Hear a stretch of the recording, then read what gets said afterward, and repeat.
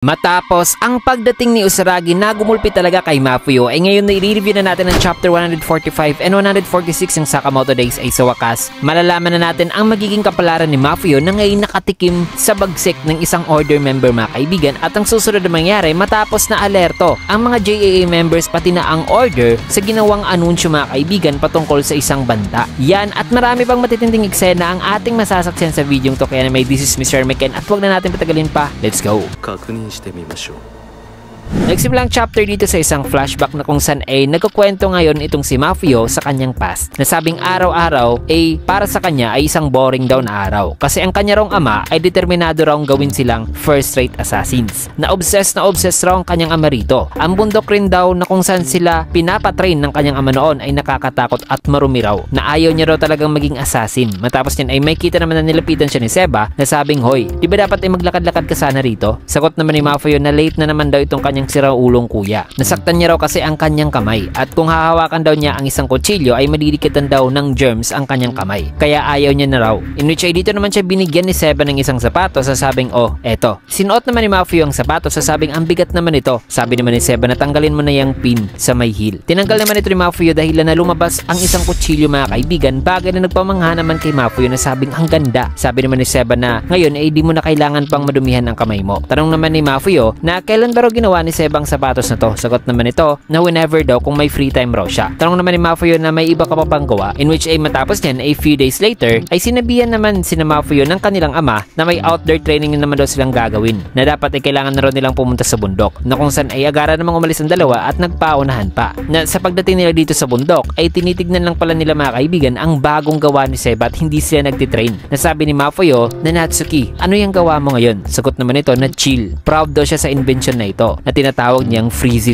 bomb na nagpapa-freeze daw ito sa mga mabangis na hayop dahil sa minus 250 degrees Celsius daw na kaya nitong ipalabas. Bagay na nagpamangha naman kay Mafuyo kaya every night ay nagpapanggap daw sila sa kanilang ama na nagtitraining sila sa bundok kasi ang ginagawa lang pala nila mga kaibigan ay ang subukan ng mga latest na weapons na na-develop ni Seba. Kaya ang bundok mga kaibigan na nooy nakakatakot raw ay naging lugar daw na parang playground daw sa kanila na each time ay may nagagawa raw silang maangas na innovative talaga na weapon. Kaya gustong-gusto niya raw talaga ang mga invention ng kanyang kuya. At isang araw ay tinanong naman ni Mafuyo si Seba kung ano raw ang gagawin nito sa susunod. Sagot naman nito na mukhang invisibility suit daw ang kanyang gagawin. Tanong naman ni Mafuyo na isang suit, hindi ba raw isang weapon? Sagot naman ni Seba na gagawin niya raw invisible ang kanyang sarili at aalis sa lugar na ito. Pagkatapos ay magiging professional weapons maker daw siya. Na nang nasabihan ni Seba ay sa isipan naman ni Mafuyo ay sabi niya na alam naman daw niya na kaya raw ng kanyang kuya na maging weapons maker o professional weapons maker. Pero pagdating daw sa kanyang sarili ay wala naman daw siyang goal. Wala rin daw siyang goal sa kung anong klaseng tao ang kanyang gustong maging. Kaya natakot raw siya noon na maiwan ng kanyang kuya. At galit siya mga kaibigan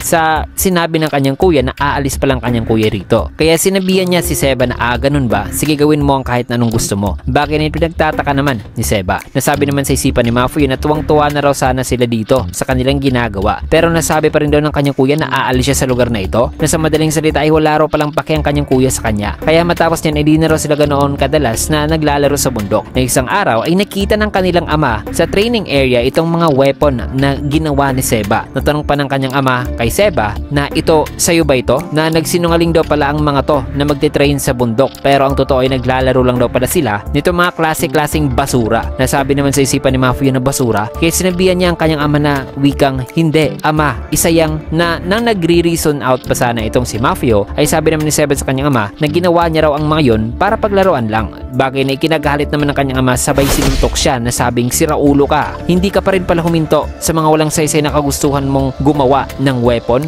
o maging isang weapons maker. Hindi kita pinalaki para gumawa lang ng mga bagay para gamitin ng ibang tao. Ikaw dapat mismo ang gagamit ng mga bagay na yun na napaka-ridiculous daw." San ba raw siya nagkamali sa pagpapalaki dito kay Seba? Sabay nag-walk out na ito mga kaibigan. Na matapos dyan ay sa isang gabi ay habang papapunta si Mafuyo sa kanilang bathroom ay narinig naman niya ang kanyang mga magulang na nag-uusap. nag-uusap na sabing wala na raw pag-asa si Seba kasi talented daw ito pero wala naman daw itong motivation na magsisilbing mantsa lang daw ito sa kanilang pamilya. Dala pa ng kanyang ama dito sa kanyang ina na isa raw itong top secret pero may narinig daw kasi siyang isang rumor patungkol daw sa isang facility na pinapatakbo ng JAA na kung saan ay tinitrain daw nila ang mga bata para makapasok sa order. Kaya sabi naman ng ina na alam daw niya na ang orphanage na yun ay parang front lang kasi marami raw siyang narinig na mga masalimuot na rumor patungkol sa orphanage na yun. Nasabi naman ng ama na ipapadala raw niya si Mafio sa orphanage na yun. Kaya sabi naman ng ina na huwag kang gumawa ng mga ganyang biro. Marami na raw kasi ang nagsasabi na marami na raw namatay doon. Hindi lang daw ito nire-report. Nasagot naman ng kanyang ama na tumahimik ka. Kailangan mong ipakita sa mga taong namamaliit sa akin na ang pamilya natin ay may kakayahang mag-serve sa order. Nasabi naman ng ina na ang mga anak natin ay hindi mga tools. Pumasok naman si Seba na sabing ama. Pagkatapos raw niyang graduate sa JCC ay siya na raw mismo ang pupunta sa facility na yon. Sabi naman ng kanyang ina na hoy, Seba, tanong naman ng kanyang ama na seryoso ka ba dyan? Sagot naman ni Seba na sasali raw siya sa order kahit na ano parang mangyari. Kaya wag na raw nilang ilagay si Mafio doon sa orphanage na yon. Nagulat naman si Mafio nang narinig niya at nakita ang buong conversation. Nabalik dito sa kanyang kwarto ay sabi niya sa kanyang isipan na pupunta na raw ang kanyang kuya doon, na sinalba raw pala siya nito, na ayos lang ba raw ito? Na hindi raw. Ang pangarap daw ng kanyang kuya ay maging isang pro weapons maker. Sabay iniisip ni Mafio sa kung anong pasilidad nga raw yon, yung facility na nabanggit doon ng kanyang ama, na kung makagraduate na raw ang kanyang kuya sa JCC ay pupunta na raw ito sa facility na yon, na kahit nasabihin pa raw niyang siya na lang ang pupunta sa pasilidad na yon ay di pa rin daw makikinig sa kanya ang kanyang kuya. At saka medyo nagkakamalabuan pa sila ng kanyang kuya ngayon.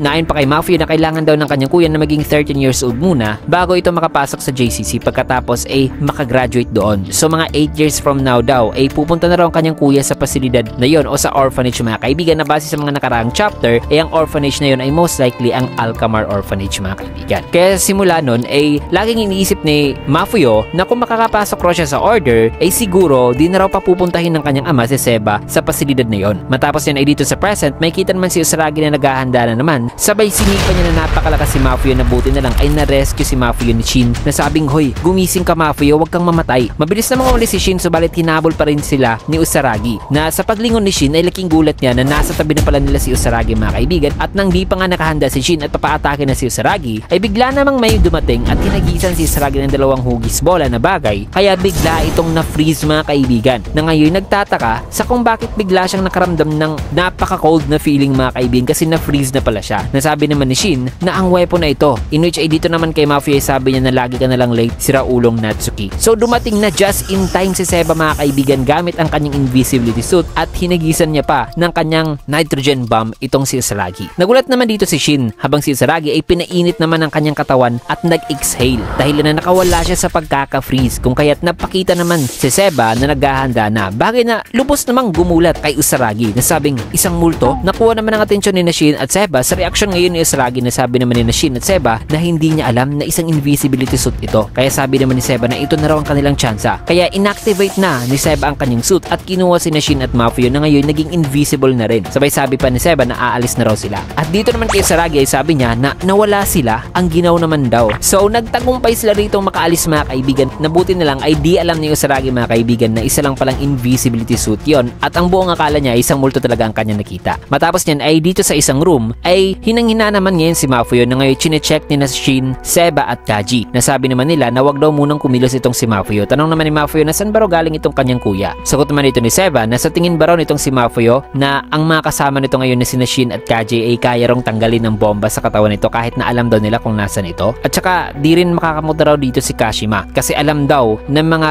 JAA ang mukha nun. Kaya kinontak daw siya ni Kashima at yan ang rason sa kung bakit nandito siya, mga kaibigan. Nasabi naman ni Shin na ang deer na yon ay parang nagiging useful na raw. Pero mas maayos to siguro kung sinabihan daw sila noon beforehand ni Kashima patungkol sa bomba na ito. Sabi naman ni Kaji kay Mafio na una sa lahat ay humingi ka muna ng paumanhin sa akin. In which ay sabi naman ni Seba na makinig ka, Mafio. Tatanggalin na namin ang bomba sa katawan mo. Huwag kang mag-alala. May alam na raw siya sa kung paano ito kunin. Kasi sinabihan daw siya ni Kashima. Masyado raw kasing mahigpit ang seguridad dito sa loob ng museum kaya di raw sila pwedeng makaalis o lumabas sa museum sa ngayon. Kaya kailangan daw nilang gawin ito, ang pagtanggal sa bomba, mga kaibigan, dito sa loob na medyo masakit daw ito. Kaya kaya bro ito ni Mafio. Nasagot naman nito na at least ay sterilize daw muna nitong si Seba ang gagamitin nitong tools sa pagtanggal sa bomba. Minutes later ay sinusubukan nila rito ang pagtanggal, mga kaibigan, at may kita rito na iniinda ni Mafio ang sakit. Nasabi naman ni Seba na masyadong malalim daw ang lokasyon nito na nasa ilalim daw mismo ng tendon ang bomba. Sabi naman ni Kaji na naririnig niya na raw ang tunog ng bomba, in which ay ayon naman kay Shin, habang gamit-gamit ngayon ng kanyang ability, nabilisan na raw nila kasi may paparating na raw ng mga nagtatrabaho dito na nasa within 30 meters na raw.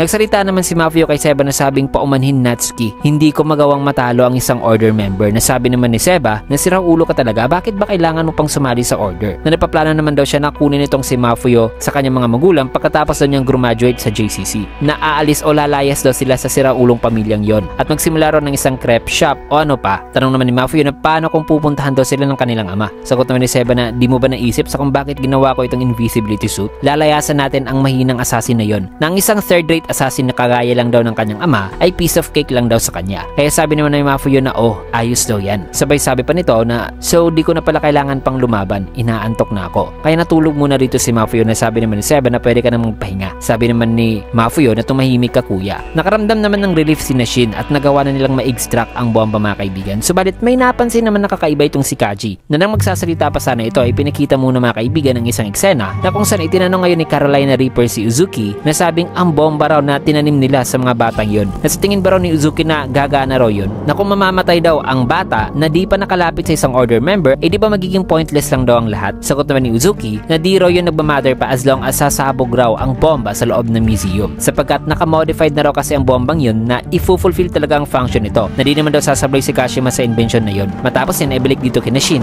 ay may kita si Kaji na gulat na sabing hoy, tumutunog pa rin ang bomba. Bagay na gumulat kina Shin na sabi naman sa isipan ni Seba na pero sigurado akong na-disarm na raw niya ang bomba. Nasabi naman ni Shin na kailangan na nating lumabas dito. Pero paano raw si Mafio? Kaya dito na kumilos na mabilis si Shin at binalot ng tela ang bomba. Sabay hiniram ni Shin ang nitrogen bomb ni Seba at inactivate ito dito sa tela dahil na nag-freeze ito. Pansin naman ni Shin ang pader patungo sa labas na sabi naman ni Seba na ano bang ginagawa mo sapagkat naganda na si Shin ng isang suntok gamit ang kanyang glove. Sabi dito na niya sinuntok ang pader at hinagis sa labas ang bomba dahilan na sumabog ito sa labas mga kaibigan. Na napakuha naman sa atensyon sa lahat ng mga tao na sabi naman nila na ano yon, may sumabog daw. Habang si Seba ay nababahala na ngayon kay Shin kasi medyo malapit ito sa pinagsabugan. So grabe buhis buhay talaga ang ginawa ni Shin mga kaibigan, subalit dahil sa pagsabog na yon ay paniguradong nakakuha talaga ito sa atensyon ng lahat at ang pagsabog rin ng bomba ay siyang magiging hudyat na rin sa pagkilos ng isang grupo. Kaya tutok lang kayo kasi sa susunod ay mas titindi pa mga kaibigan ang bakbakan at mga mangyayari kasi dito man natin tatapusin ang video sa last panel na ito. Kaya naman kung nagustuhan nyo yung video, can get a like, comment, follow, subscribe na rin for more videos like this. Maraming salamat and see you guys again on my next video.